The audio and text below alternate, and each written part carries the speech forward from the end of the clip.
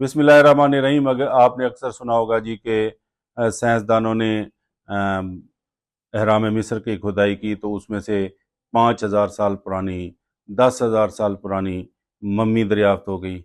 या उन्होंने आर्कियोलॉजिस्ट या आसार कदीमा के माहिरीन जो हैं वो किसी कब्र की खुदाई करते हैं तो उसमें जी 10,000 साल पुरानी लाश निकल आई। तो उनको कैसे पता चलता है कि ये इतने हज़ार साल पुरानी लाश है? आखिर वो साइंसदान हैं, वो तुक तो नहीं लगाते, उनके पास कोई ऐसा साइंसी तरीका तो होगा। तो जनाब वो इस्तेमाल करते हैं कार्बन डेटिंग टेस्ट। अब कार्बन डेटिंग टेस्ट क्या है कि जब इंसान या ज़िंदा चीज़ें जब होती हैं, ज़िंदा होती हैं, तो वो हवा में से एक कार्बन का आइसोटोप कार्बन 14 एब्जॉर्ब करते हैं, यानी कार्बन के एक किस्म हम अपने जिस्म के अंदर जज्ब करते रहते हैं जब तक हम जिंदा रहते हैं, चाहे वो इंसान हैं, दरख्त हैं या दूसरे ऑर्गेनिज्म हैं। जब वो मर जाते हैं तो फिर उनमें से वो कार्बन जो है वो आहिस्ता आहिस्ता खारिज होती रहती है।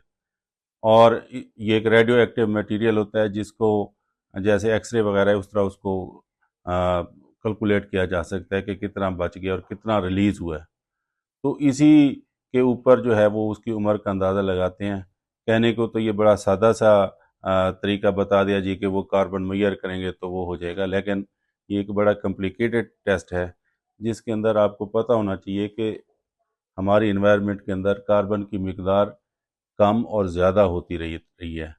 इसीलिए इसकी पूरी कैलिब्रेशन करनी पड़ती है, क्योंकि ज़्यादा कार्बन होगी तो ज़्यादा उसके अंदर एब्जॉर्प्शन होगी, कम कार्बन होगी तो कम एब्जॉर्प्शन होगी।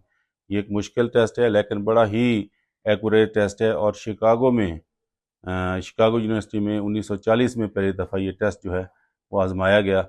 और ये ख़ास तौर पे जो ऑर्गेनिक ऑर्गेनिज़म्स हैं या ज़िंदा जानदार जो थे उनकी उम्र मालूम करने के लिए सबसे एक्यूरेट और बेहतरीन तरीका है।